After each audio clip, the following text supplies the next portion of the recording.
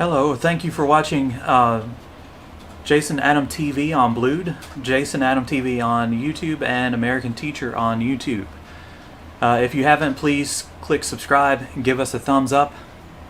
So over the past couple of days I've been watching a video by Uncle Roger.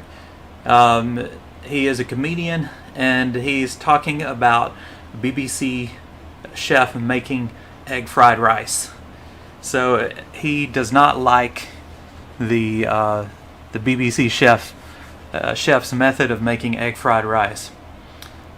So let's see. Okay, he just had a eulogy for the rice. He thinks that the chef killed the rice. Garlic and ginger. Garlic, ginger. Okay, classic. Okay, so the volume is not up. Let me turn it up a little bit. Okay, so it says 100%, but let me click down here in the... No, it's only 36.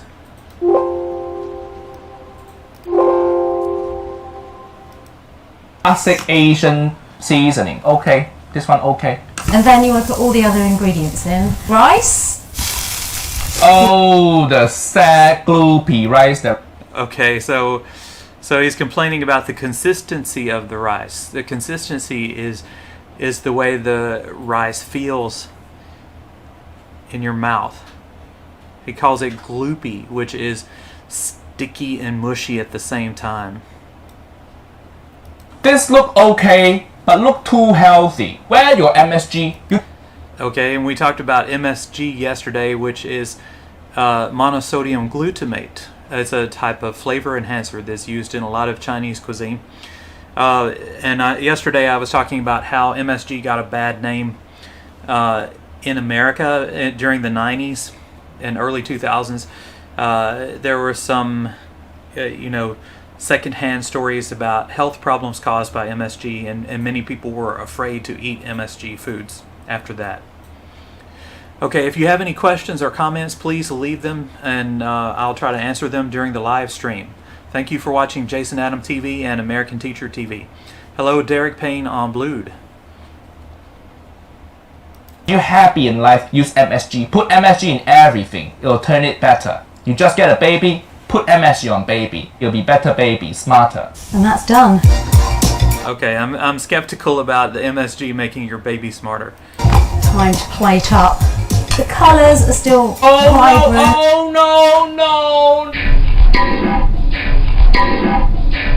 Oh no, what's wrong? I don't see anything wrong. What did Uncle Roger find wrong? You're using metal to scrape your saucepan. Hiya, this is non-stick saucepan. Cannot use metal. Hiya, your parents never... Okay, so it's a non-stick saucepan, and she's not supposed to use a metal spoon to scrape out the rice. It could scratch the non-stick surface. There's also been a scare about non-stick pans. Some people believe that the coating in non-stick frying pans can cause cancer. Teach you. If I use metal on saucepan at home growing up, I will be this old. No more parents. Why are you orphan? I use metal on saucepan. Mom don't want me anymore. Very few things. Okay, so he said if he had used a metal spoon to scrape a saucepan, his parents would have disowned him. If somebody disowns you, that means they cut you out of their will. That means they're not going to leave anything to you when they pass away. Break Asian people heart. One is when your rice run out. Number two is when you scrape pan with metal spoon. First my wife leave me, now you scrape pan with metal. Hiya, Uncle Roger want a suicide. Very delicious. I'm very proud. Okay, he wants to commit suicide because supposedly she has ruined this rice. Why are you proud of yourself? You messed up everything. You scrape saucepan with metal. You dry the rice and wet the rice and dry the rice with colander. You don't use MSG. Why this woman proud of herself? Egg fried rice. Uncle Roger know how to make egg fried rice, and Uncle Roger 3-year-old. And this Uncle Roger 3 years old? I don't think so. But she did make some mistakes in cooking the egg fried rice. I kind of get the appeal of Uncle Roger. He not only makes fun of, you know, the Western interpretation of Chinese and Asian culture, but also he makes fun of Asian culture at the same time. This lady, I don't know, 34, making egg fried rice on induction hob. Oh, I'm so proud of myself.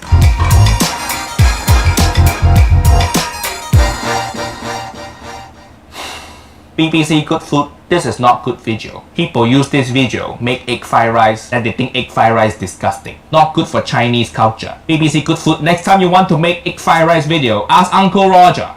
Uncle Roger teach you proper technique. Proper. So he's using the stereotypical Singaporean accent. Hello, Peter. Thank you for watching Jason Adam TV on Blued. Asian way. Follow me on Instagram. This is my Instagram. Okay, so he's advertising his Instagram channel. His real name is Nigel Ng, and he's a comedian, but his stage name is Uncle Roger. So a stage name is a name that you use to perform under. It's different from your real name. Okay, so the next video is actually Uncle Roger or Nigel Ng's real voice. Alright, I'm going to listen to this and make some comments about this. If you have any questions or comments yourself, please send them to me, and I'll try to respond to them during the live stream. Okay, so this video is titled Butlins, the Worst Part of British Culture. So I don't know what butlins is. It sounds like something profane. You know, in American English, butt is your rear end. So I have no idea what butlins is. I know butler. Butler is like a helper, hired man who helps you around the house. But I've never heard of butlins. So anyway, he says butlins, the worst part of British culture, and this is his stand-up comedy routine.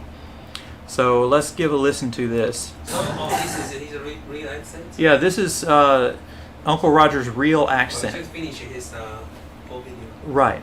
Alright, so you have you listened to his real accent?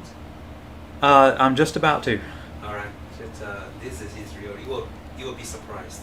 Okay, I'm just about to listen to Uncle Roger's real accent. I've heard some stereotypes about you guys too, you know. Lived in Britain for a while, I learned that. So yeah, he's got a very British accent here. So there's a big disconnect between his Uncle Roger persona and his stand-up comedian persona. That's why I said that he did a very good job of faking it. Right, the fake accent he did a great job on. Or maybe he just got used to listening to most of Asian people speaking that way. That probably in his childhood he had a lot of relatives who spoke that way, or friends who spoke that way, and he picked up the accent that way. That's maybe why his Singaporean accent sounds so authentic. 好的，各位在收看的朋友们，大家好，在线上镜头前的是 Adam 老师，我是 Jason 老师。同学们或朋友们有任何英文上的问题，我们都很愿意在每天这个时刻为大家解答。那你们就尽量不用客气提出问题。Okay, Adam, 就做的那个。Okay. Now I'm going to play Nigel Ng's stand-up comedy routine. Nigel Ng is the real name of Uncle Roger. When you guys go abroad on holiday, you guys behave like dicks. Okay, so he's telling the British when they go abroad on holiday, they act like dicks. Now, I have heard about British drinking culture. I don't know if that's just a stereotype or what, but there are so many stories of British people going on vacation and getting pissed drunk and causing a big scene and then passing out and having to ride in the police car. I don't know if that's real or not because I've never traveled to the UK. My ancestors came from there, but I've never been to the UK. Do you know that about yourselves? I don't think it's accurate because have you ever been to a Butlins? You are dicks domestically too. It's not a... Okay, so he says British people act like dicks domestically or at home. So if you act like a dick, basically you act like you are better than everyone else and you cause problems for everyone else. Kind of like being an asshole. Neither one are formal, by the way. They are both somewhat offensive. Dick and asshole are both offensive. Geography problem here, right? We all know Butlins, right? Give me a chair. Holy shit. It's part of British culture I wish I never learned. I had the worst gig of my life there last year. Okay, so evidently Uncle Roger worked at Butlins. He said he had a gig there. So if you have a gig at a place, you have a short-term job at that place. Usually means performance, entertaining performances. Well, a gig can also mean, like an entertainment performance. That's the original meaning, but now in modern times, people use gig to just refer to a temporary job. Like many newspapers and news websites have quoted the phrase gig economy. That's people who work for like Food Panda and Uber Eats and places like that. In general, short-term jobs. So, how do you think about Uncle Roger's real accent? He sounds like he grew up in England, to me. If you close your eye and you haven't heard about him before, would you mistake him as a real native speaker? Yeah, I would say he was from the UK.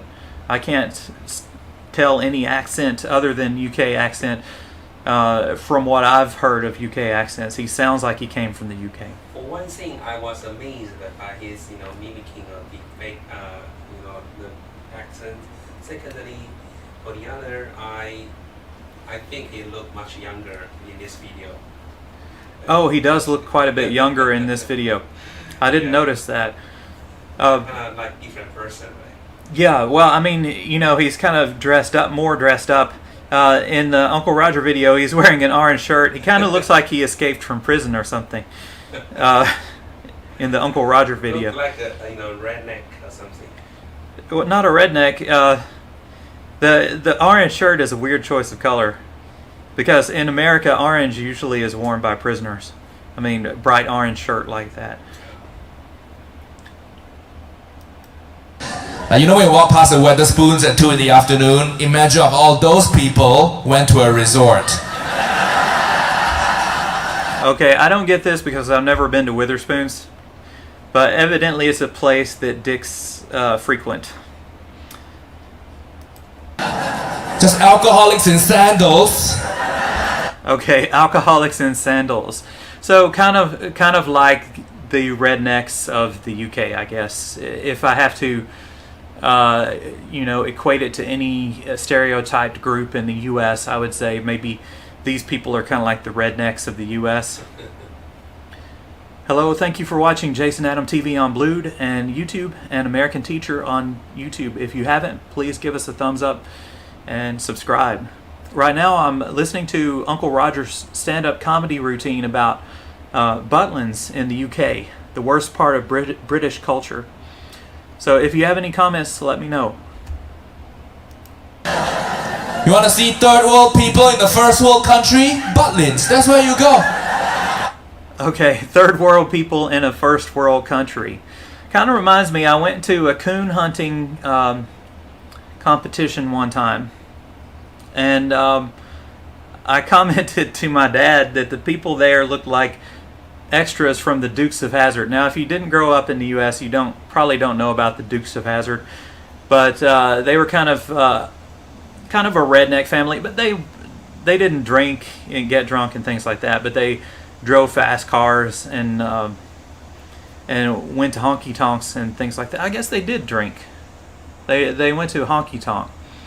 I was a little kid when the show came out, but anyway, I said these people look like Dukes of Hazzard extras, which is kind of like saying they look like rednecks. So I guess the people at Butlins are kind of like the rednecks in the U.S. The people that don't get out that often, and when they get out, they think that people should bend over backwards to serve them. To watch a Jeremy Kyle show by the beach. It's like a white-only refugee camp. We got A white-only refugee camp. to deport those Butlins people. Send them all to Australia again. We've got to deport those Butlins people. Send them all to Australia again. So Australia was a British prison colony in the beginning. And there are all sorts of jokes related to that. Also disparaging the intelligence of the Australian people.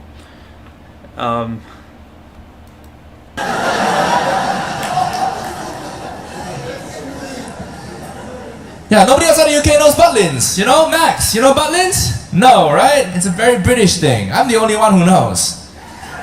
There is no Italian guy out there going, oh, Fabio, I want to try something different. Butlins Minehead. Okay, so evidently Butlins is a unique place in the UK, and there's nothing like it in any other country. So I'm interested in hearing more about what this Butlins is. So he's saying you don't see people, you know, from other countries come to the UK and say, I'm going to Butlins. I think we are going to finish in 3 minutes. If they have any question, they can propose it. Okay, we're going to wrap up in a few minutes. If you have any questions or comments, please leave them for us in the next few minutes, and I'll try to get back to you during the live stream. Thank you for watching Jason Adam TV on Blued, Jason Adam TV on YouTube, and American Teacher on YouTube. Please leave any comments that you have. No, it's Britain's best kept secret. Let's keep it that way. So evidently the motto or the slogan for Butlins is Britain's best kept secret. He said, let's keep it that way. In other words, it's an embarrassing place they don't want people from other countries to know about. Here's how I explain Butlins to foreign people, alright? Like, it's a seaside resort that will make you pro-global warming. A seaside resort that will make you pro-global warming. Interesting. Is this like the monster truck pools in America where, you know, the big trucks with the smokestacks coming out of them belch black smoke into the air? You go in there like, melt the ice caps, drown those fuckers, please! Oh, I see what he's saying. He's saying once you see the people and the culture of Butlins, you'll want humanity to die. So that's pretty harsh. Yeah, okay, let's just stop from here. What's your verdict of his faking accent and his real accent? How do you think he's a talented person? Yeah, I think he's very talented. Mm-hmm. Actually, I prefer his British accent because it's easier for me to understand a little bit. And also, the comedy that Uncle Roger does, you know, like the making fun of the woman cooking fried rice, is more of a childish humor. I like more intelligent humor, like he's doing in his stand-up routine here. Okay, so we can do more reaction to Uncle Roger in the future. All right.